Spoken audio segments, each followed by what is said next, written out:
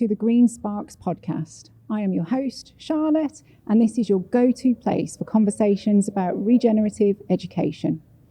Here, we will listen to inspiring stories from the Green School community and also hear expert insights, all aimed at nurturing a love for learning and living that makes a positive difference to our shared worlds. Today, I'm very excited to host Kate Druhan, who is Head of Community here at Green School Bali, and we're going to take a deep dive into what community means for this particular place. Kate, welcome to the podcast. Well, thank you so much. You mentioned the words inspiring and experts, and I'm not sure I'm either of those, but I'm sure I'm going to enjoy having a chat about all things community. I am really looking forward to this because there is so much that we can talk about in terms of community and regeneration. It's almost impossible to know where to begin. There is one question that we ask all of our guests, and that is, who are you?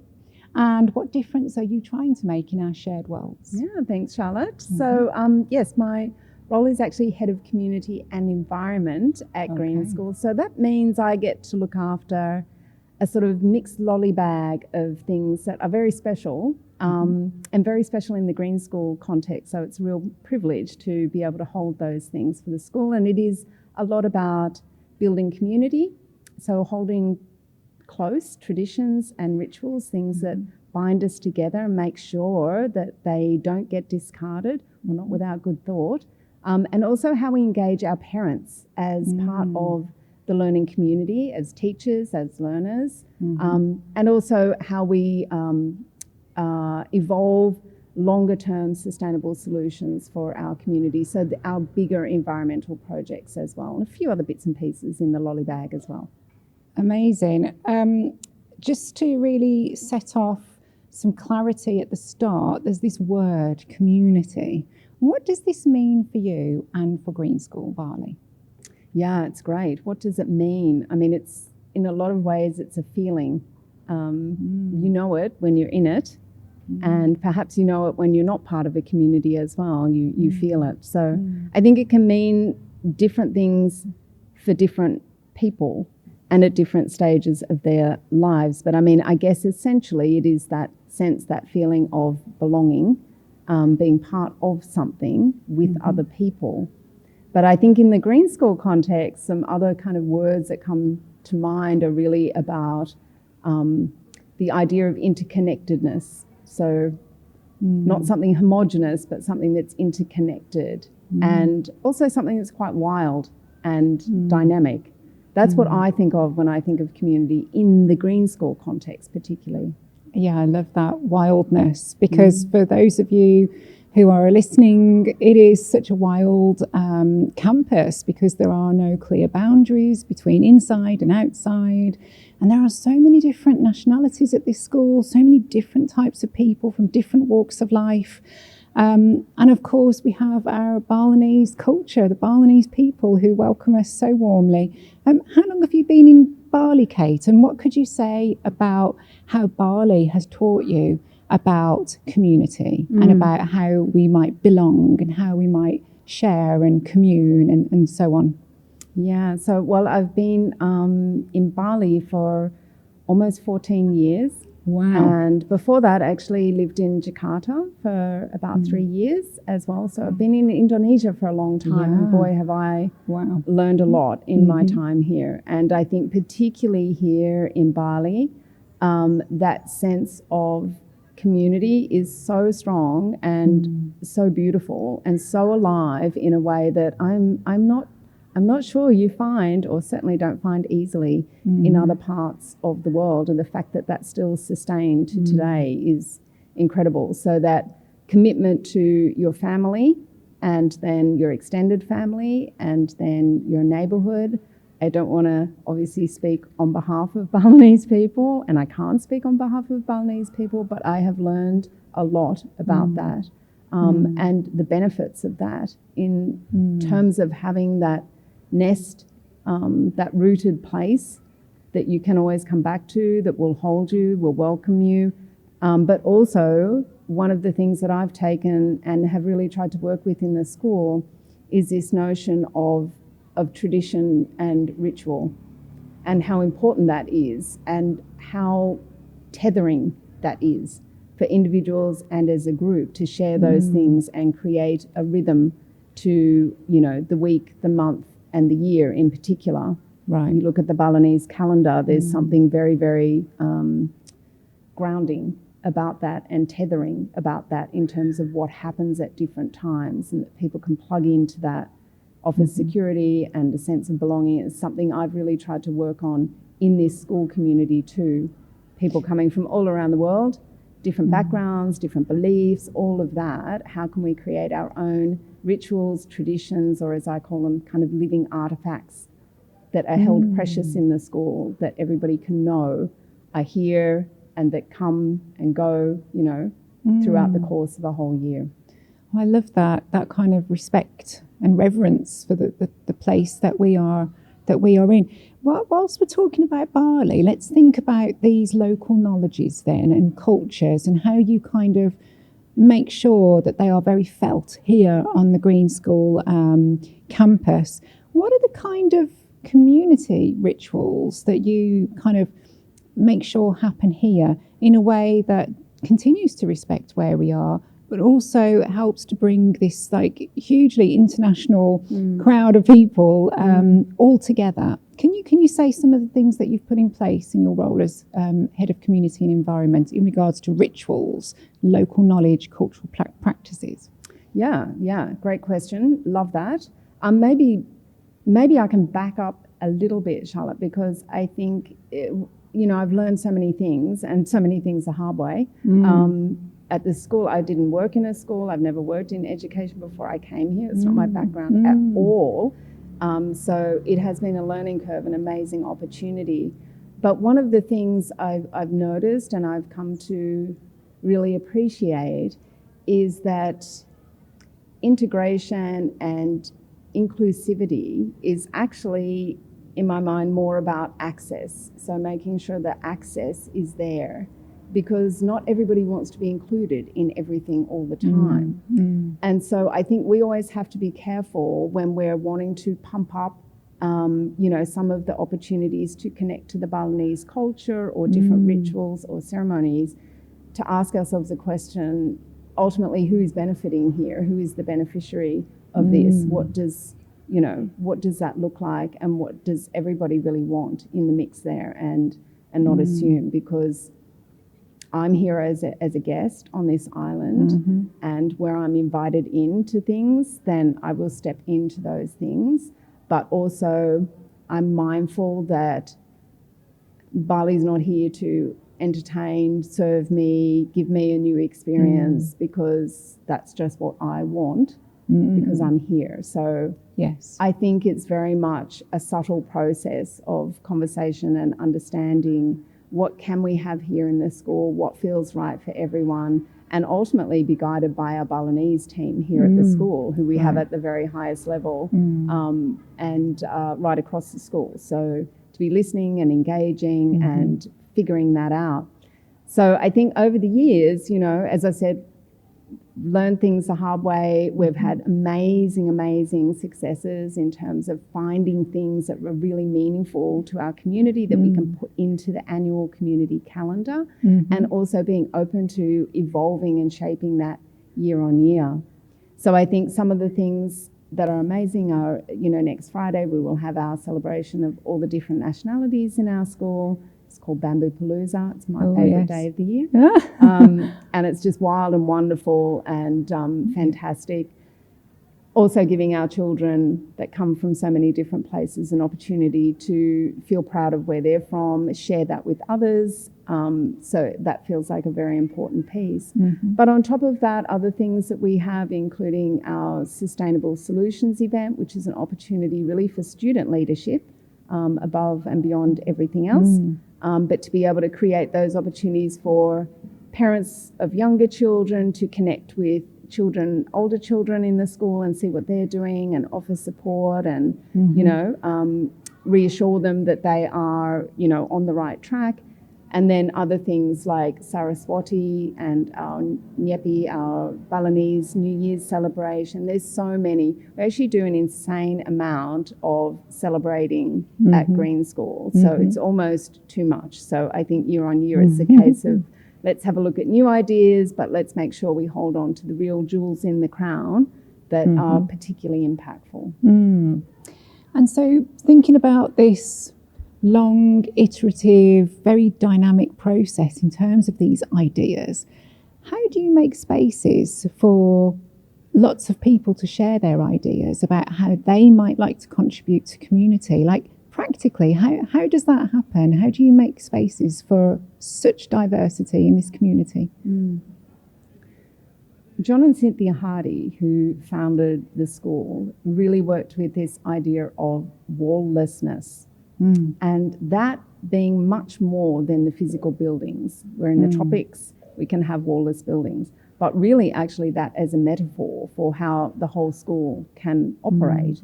So looking for ways to create connections between older students and younger students, between teachers and parents, parents to parent, and so on. So over the years, looking at different structures and ways to allow those interactions to happen in a way that is not out of control and feels safe for everybody is it's not an easy process. When I have educators come and visit from different parts of the world and they discover that we are happy for parents to be on campus all day, that can be quite a terrifying notion, and I completely understand why.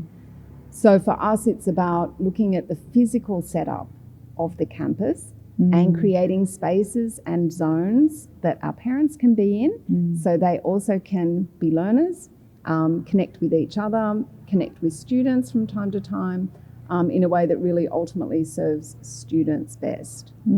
So we talk at Green School about our learning neighbourhoods, early years, primary, middle and high school, but also I talk about our parent learning neighbourhood.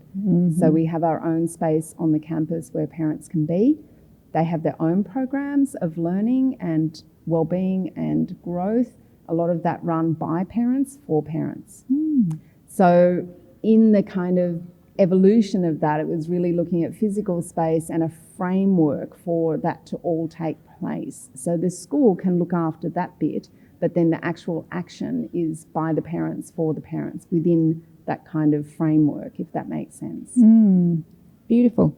Some of the people listening at home might be really intrigued about this idea of a parent neighbourhood, because as you say, not many schools have this. It's really special. Could you give some examples of how parents are teaching other parents? Like, what happens in this parent neighbourhood? Yeah, I love it. I love it. I love it so much. So we call it the bridge or the living bridge. That is our parent neighbourhood. So it's a physical space. It has co-working. It has areas for socialising. It also has programs that are kind of held by the school or, I guess, supported by the school.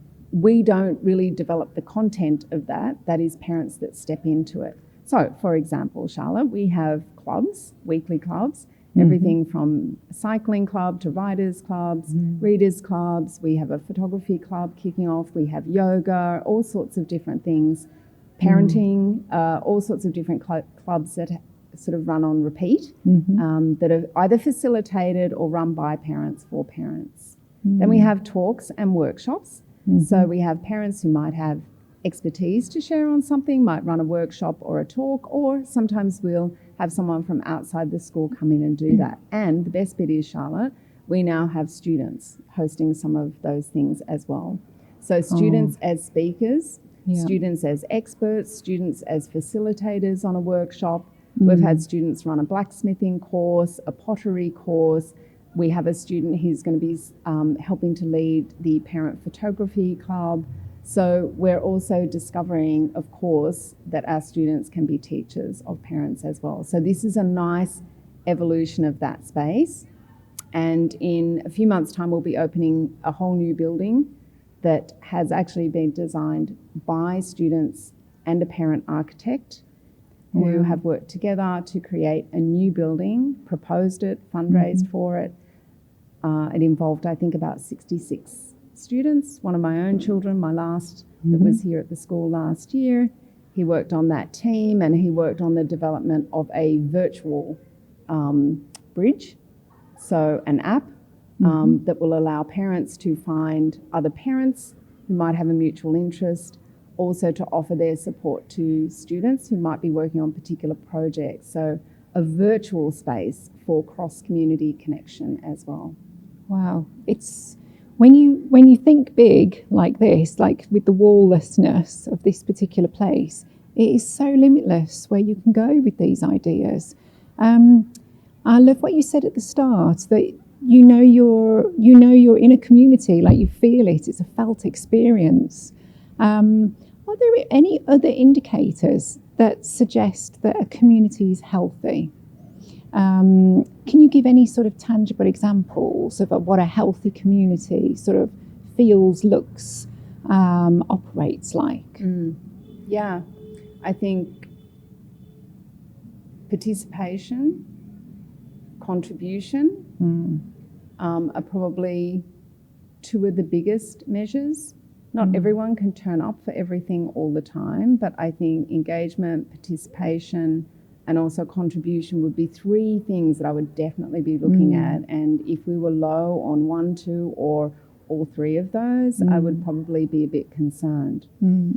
The thing about, I feel, being part of a community is that sometimes I look at my own life and different times in my life where I've had a lot to give, or I've needed a lot from a community, and times where I've just been so busy with my own immediate things, that I've not been highly engaged in a community, settling in a place where you can be okay with that as well.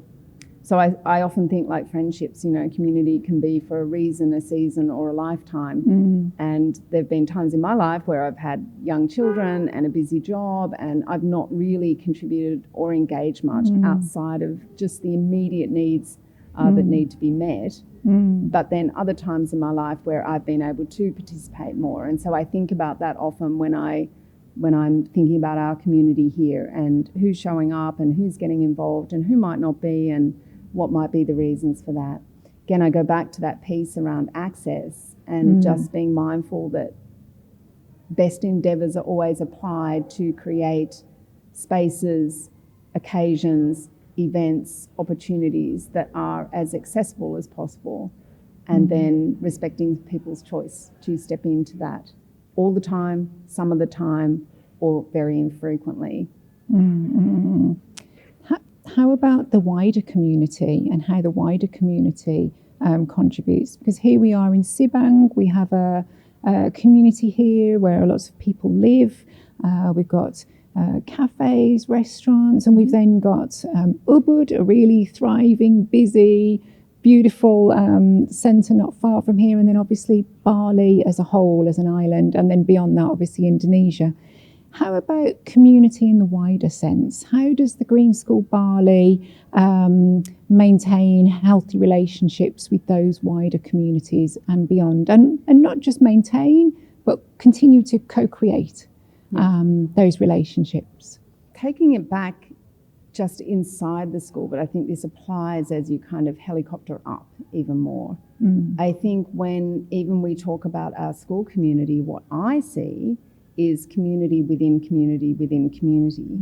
So I can look at different groups. It might be a particular demographic of parents, like it might be a particular age, parents who have older children who are there for themselves, usually a bit older themselves, that might sort of, connect a little more strongly. By nationality, connecting a little more strongly as a natural thing often. I look at our different learning neighbourhoods. I look at high school that has its own community within the community, and indeed its own culture.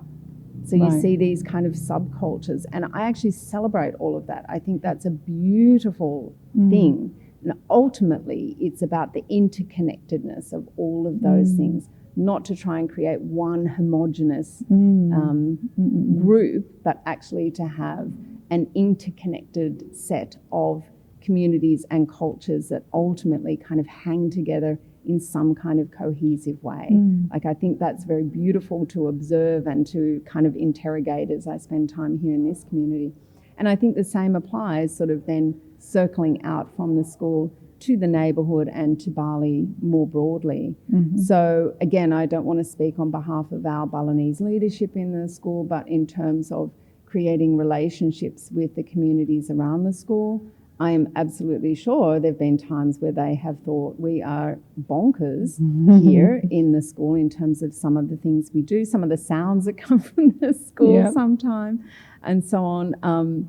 But I think also, interestingly, from what I understand, there is also some pride in having this in this location, that Green School, as an accredited school here in Indonesia, you know, is an Indonesian school and something to be proud of, and something I understand there is pride in from the neighbourhood and beyond here in Bali as well, which is a beautiful thing.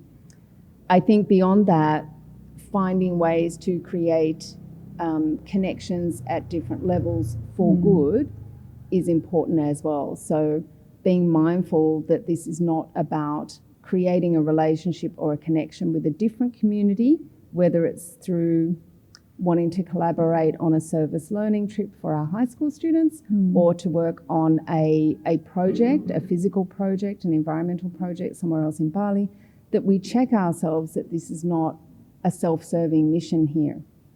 So checking, you know, paying attention to our intention around that. What are we really trying to do here? How are we understanding what a need or an opportunity might be? How are we building a relationship? And rather than holding a hand out, just holding hands together to see what we can do together in partnership. So I think that's an important thing that we try and do here at the school. One example is, and I should say, something else I've really learned here is how much time, rightly, needs to be put into developing relationships.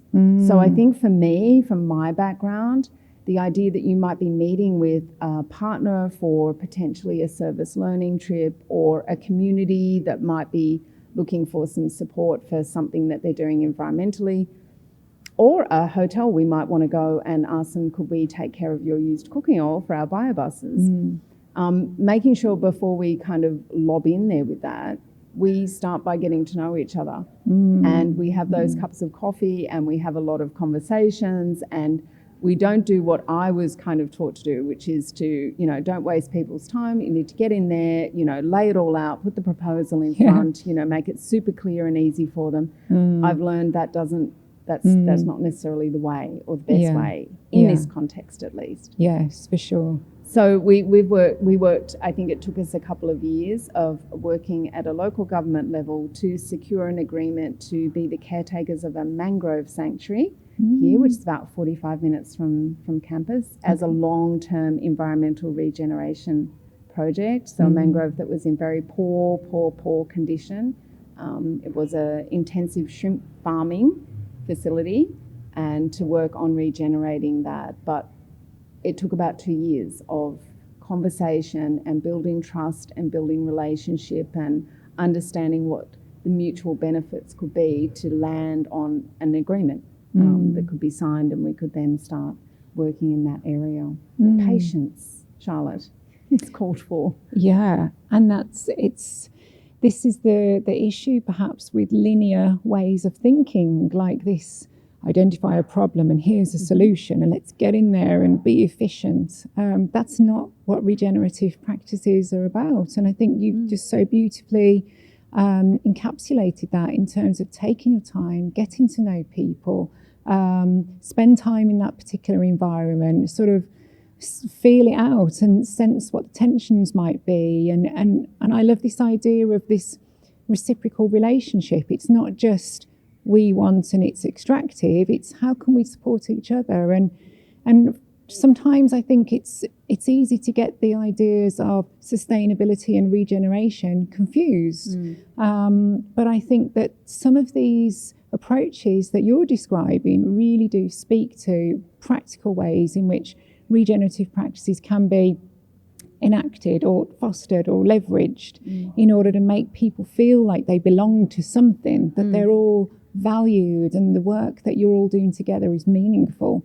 Well, and what's nice is even thinking about that mangrove sanctuary, you know, in my mind to start with, this was kind of a transaction in some ways. Like, we can take care of this for you. We can do that work. Right. We, the school, can do that work to regenerate this mangrove. So that's what we're offering, you know, and just thought, now we just need to get the terms of the MOU sorted out. This is a transaction, but this is actually more about community. It's more about relationships. And so whatever level we're thinking about, when we're wanting to collaborate somehow, if we think of it more about building relationships and building partnerships and less about a transaction as a start point, at least, I feel that that's helpful. Yeah. And no doubt, because of the complexities of the work that you do here, these interconnected relationships, these communities within communities within communities, and the learning that you've done along the way, we're going to have people who are listening who are also interested in how they can work with communities through regenerative practices. What are the other problems or challenges that you've faced along the way in your own learning journey? Yeah, it's interesting.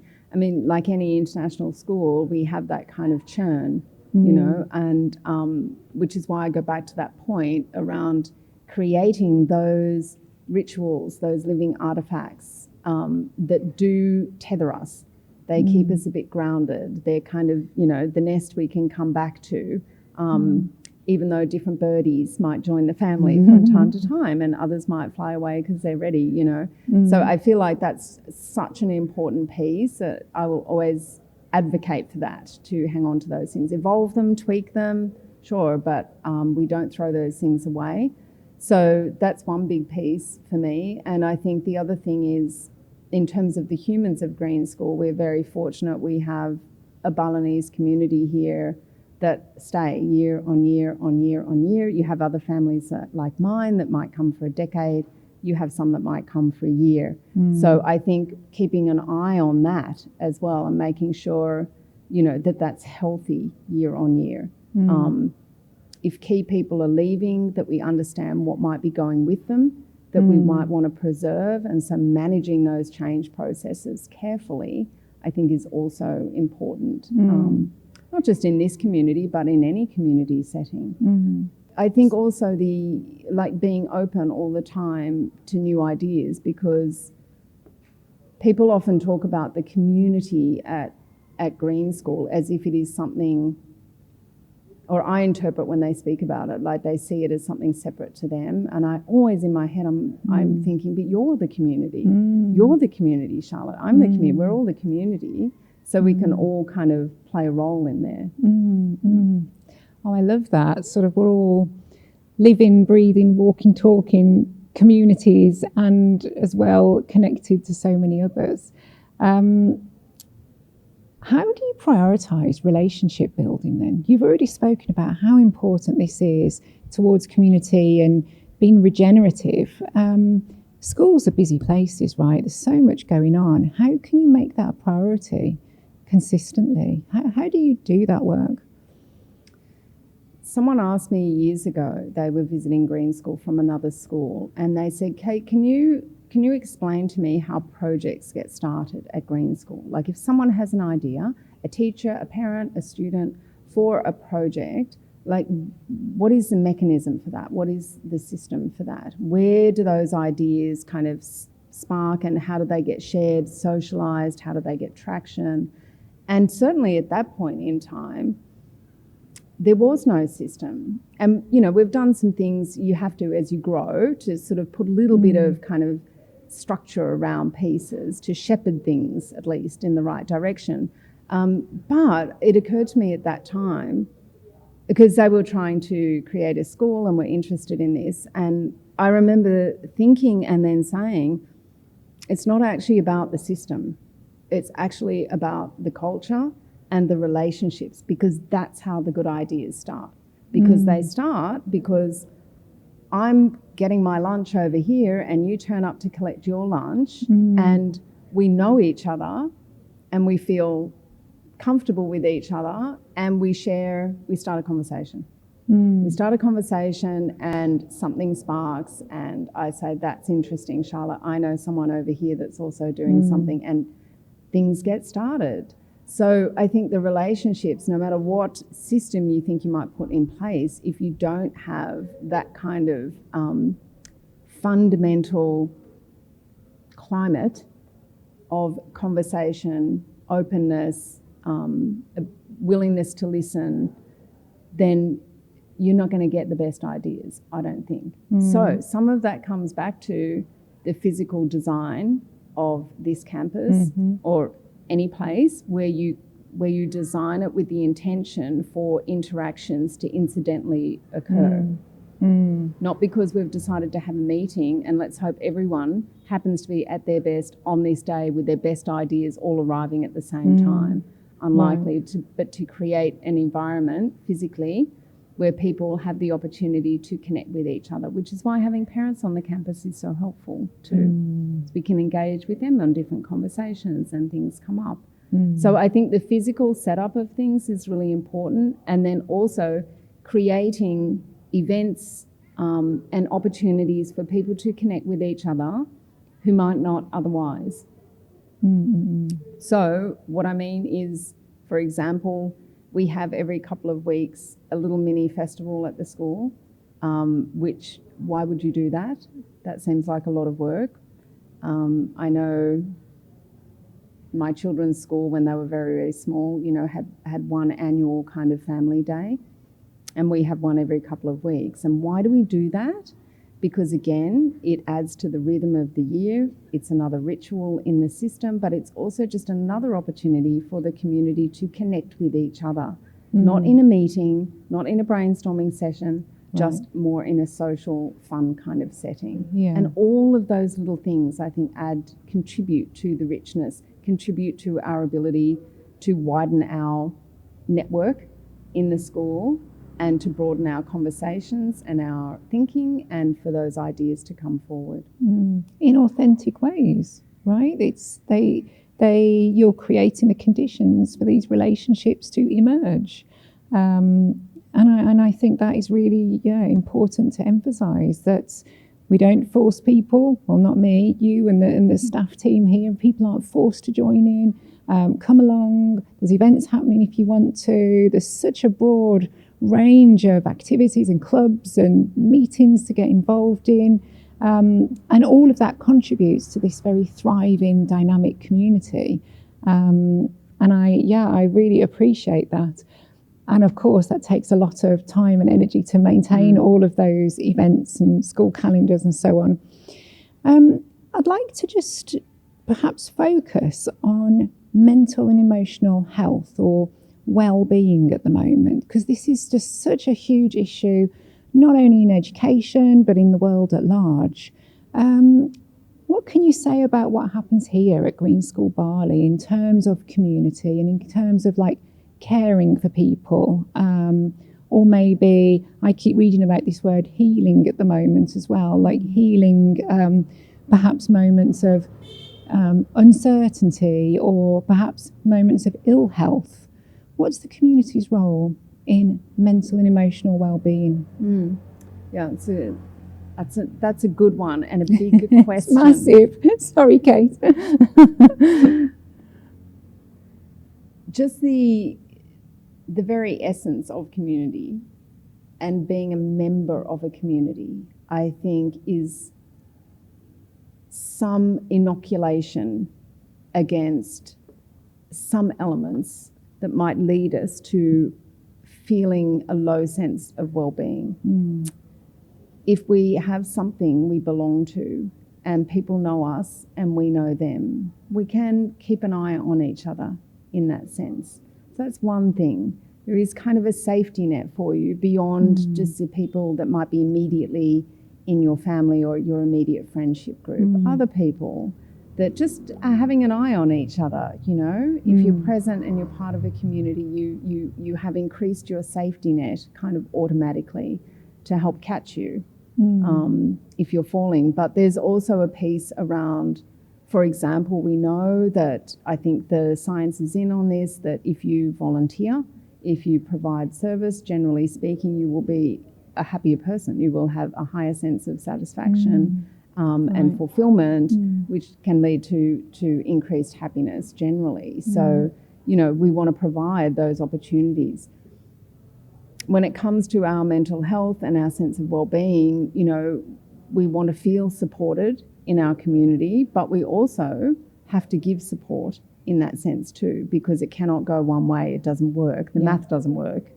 So, you know, we all have our moments in our lives, and some more than others, but, you know, when we can give, when we can contribute, support, service, mentorship, friendship, that's the time to lean into that. When we can't, maybe we need to be on the receiving end of it. And I think that's what we're trying to instill with the students here too, that when we think and talk about their mental health, their well-being, you know, that it's not about how everyone else is taking care of mine, it's also how I am supporting others. Right. You know, and again, that can change, will change for sure, I'm sure, at different points in our lives. When we're in a good place, where are we to support others? Because it just doesn't work if it's a one-way street. I don't know who at the end of the day is in charge of looking after all of our individual well-being. It can't go back to a central point. It has to be a community-wide sense of giving and receiving. It's that reciprocity again, isn't it? Yes, it is. That is so present in the natural world, which is a beautiful segue into the next question that I was going to ask. So far, we've spoken a lot about humans in this community. How does the more than human world play a role in this conceptual understanding of community and regeneration? So, you know, when I first arrived at Green School, there were a lot of animals at Green School, more than we have now, actually. Really? Oh, yes. Gosh. Wow. So we had goats, a lot of goats. We had pigs. We had cows, rabbits, ducks, a lot of ducks. We had geese. We had a lot of animals at the school. And again, at some point, the question was asked, like, who is benefiting here from this arrangement? Who is benefiting here? So I think there was a realisation that, oh, well, we're the Green School and we want to be connected to nature, and animals are part of that, and so let's have lots of animals on the campus. That really asking ourselves, are we actually serving those animals? Are we serving them well? Do we have the requisite expertise, or are they there as a novelty, you know, for our own entertainment? We take care of them, we feed them, of course, you know, students might help clean out their area, build a new fence, that's all very nice, but ultimately having to ask ourselves a hard question about, is this the right thing to be doing here? Do we know enough to be able to be embarking on having such a variety of caged animals on our campus? And so a decision was made, actually, no, we're going to move away from some of that, and we're going to have animals on the campus in terms of the ones that we keep here, secure here, that we know we're absolutely doing the right thing by them, and being happy to let go of some others, find them a good home somewhere else.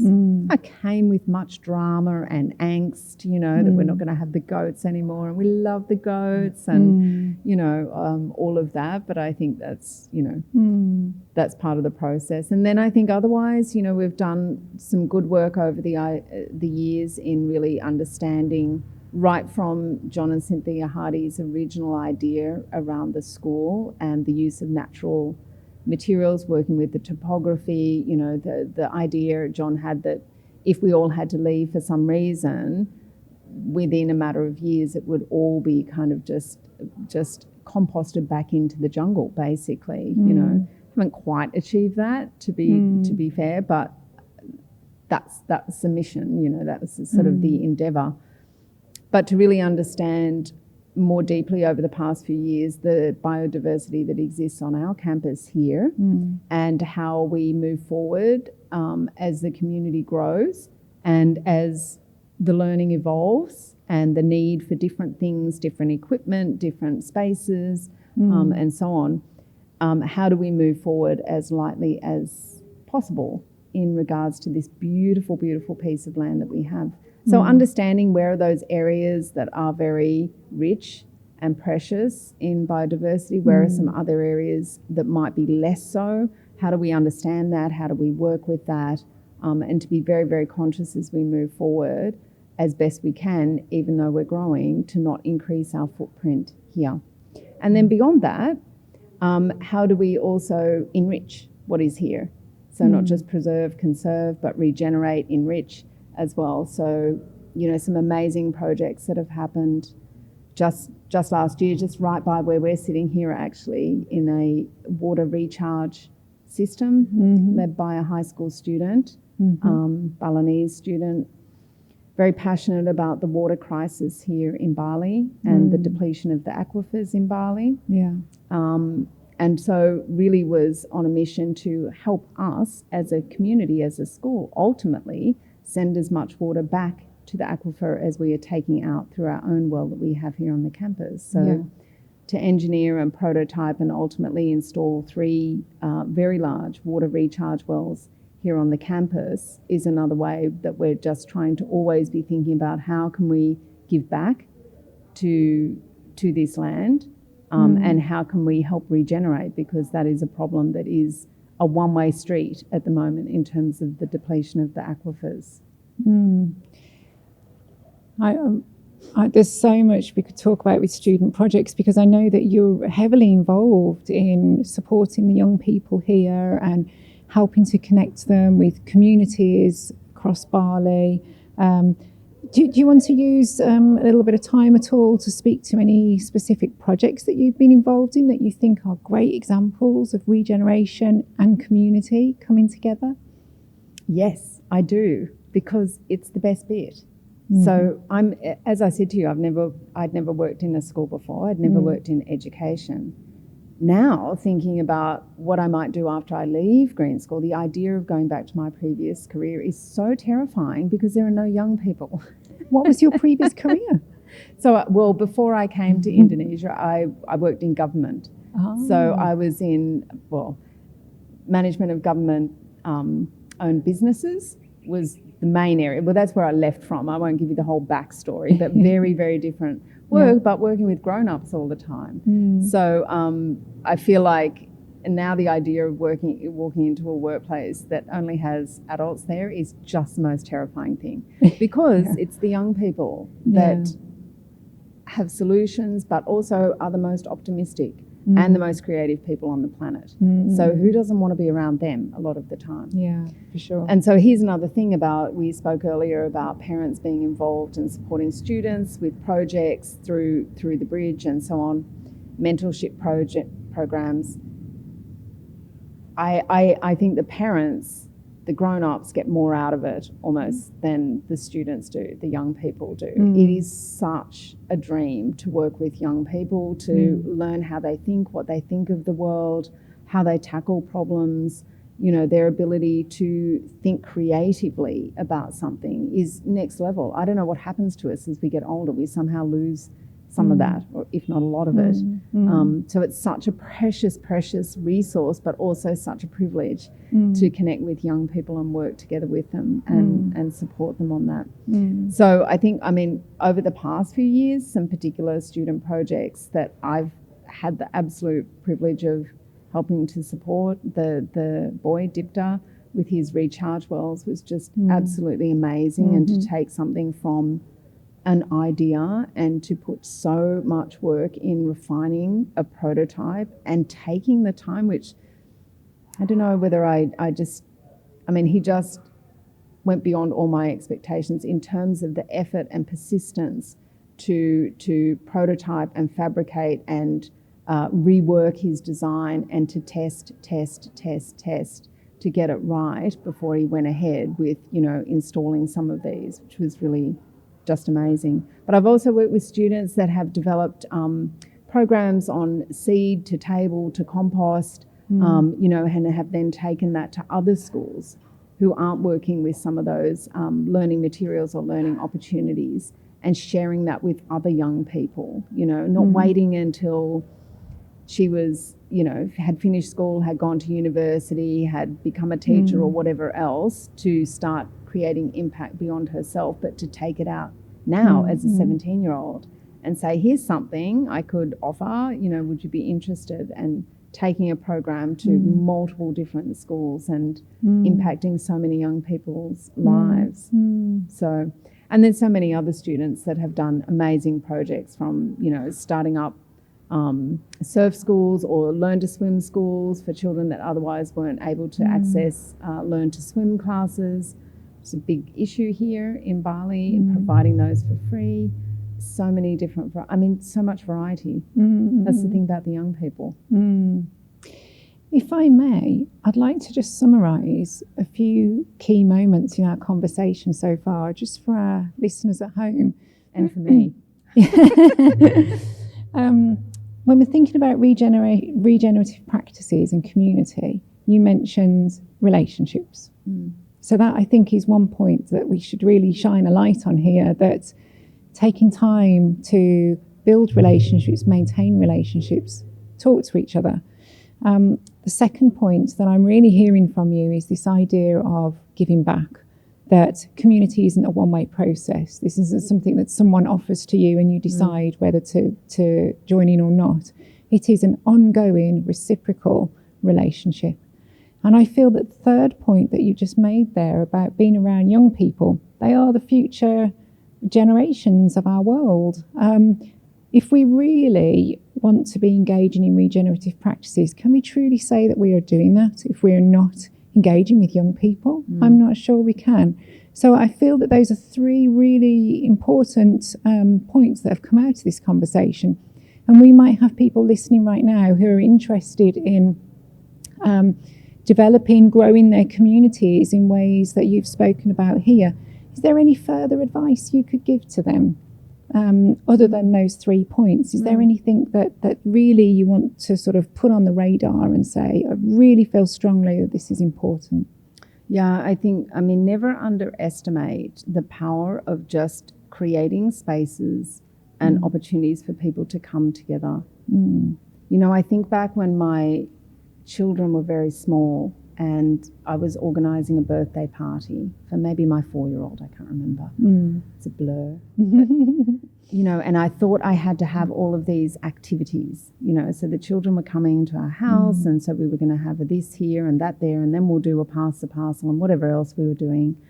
And then when the children came, I realised actually they were less interested in the organised activities and were more interested in just running around and being with each other, and that connections, relationships, play just naturally happened. All I had to do was really create the space for it, make sure it was safe, make sure that people could access it, they felt like they were part of it, and then, feed, water and whatever else, and then the magic happens. And I think back on that as my child at 5, and I look at myself at 50-something and think,